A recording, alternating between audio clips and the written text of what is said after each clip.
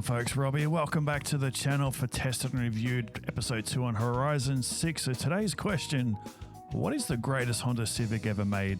Honda's made so many great Type Rs over the years, the last 30 or so years, but purely based on performance, the car you see on screen, this FL5 series, in my opinion, could be the best one they've ever made.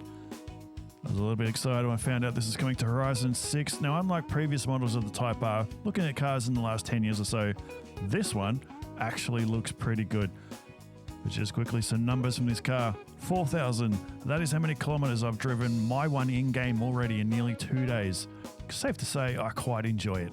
Like I said, I love the look of this car. It's got a low stance, it's wider in the hips, it's got a more serious look to it. It's got aggressive front bumper, vented bonnet, large wing at the back, triple exhaust.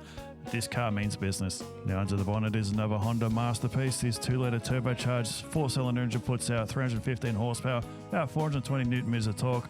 Sure, there's more powerful front-wheel drive cars out there, but it's how this car uses them and puts them down the road that sets it apart from others. All their power goes to the front wheels only. And best of all, unlike many sports cars on the market these days, this one has a manual gearbox, a good old-fashioned proper manual gearbox with a clutch. Back when I was a little kid, the idea of putting 315 horsepower in a front-wheel drive car would have you understeering around a corner into a tree or off a cliff.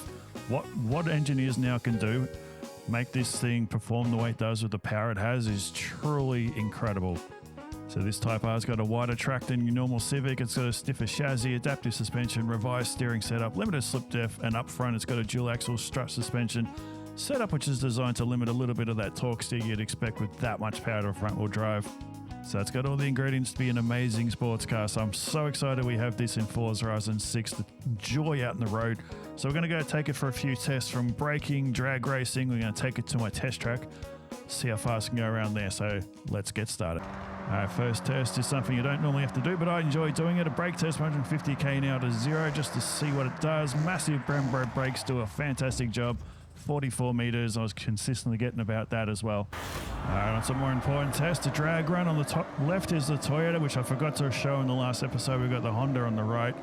Off the line, the Honda does a 0 to 100 k's now in 4.9 seconds, which is pretty quick for a front-wheel drive car. 0 to 160k now, 100 miles an hour, 12.1. Straight line, long enough road. This does 298 kilometers an hour for 315 horsepower. That is truly an incredible top speed. Down here over the 1k line, the Honda Civic did a 23.352. The Toyota did a 23.35 flat, so they're pretty much the same. That is quite impressive for a front-wheel drive car to be able to keep up to that. So we're going to show what this thing is like around here on a test track. Now, I apologize for the view. This is a replay. It's a bit glitchy with the flares, but I will fix that for the next episode. But around here, just quickly, I did over 4,000 Ks of testing of this. I did a lot of races with the Horizon, festival races, sprint races. It handled absolutely brilliantly. No real signs of understeer, no matter how fast you're pushing this thing around corners. My test track here, as you can see, is a little bit more technical than the typical races you get on the Horizon world map.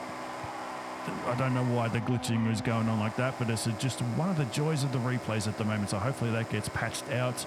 My track is a little bit more technical. A lot of these corners are designed to throw the cars and unsettle them and get them a bit off balance. This car, while it has incredible straight line speed for a front-wheel drive car, I was getting quite a bit of understeer through these corners. The slalom up here wasn't too bad, but a lot of these corners are pretty, fairly fast entry, 90-degree left and rights. I was getting quite a bit of understeer through the corners, and it affected the car overall.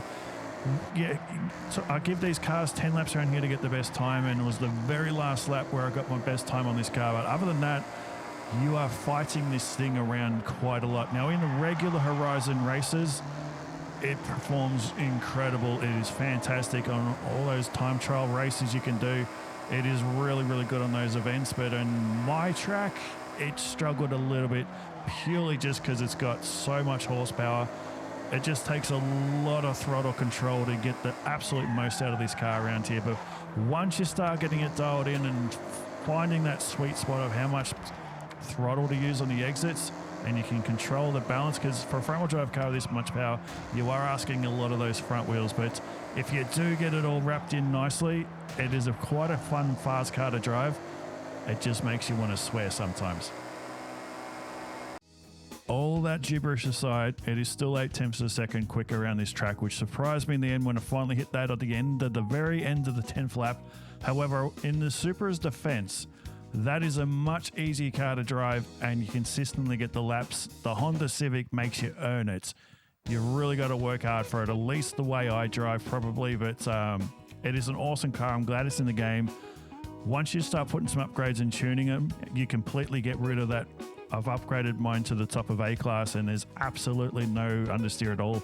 The thing is brilliant, but stock standard on regular tires, a little bit understeer on those really tight corners, but if you're racing it out and you're regularly in the Horizon career mode, you're not really going to have a problem. Awesome addition, absolutely love it. Already put in over 4,000 Ks of it.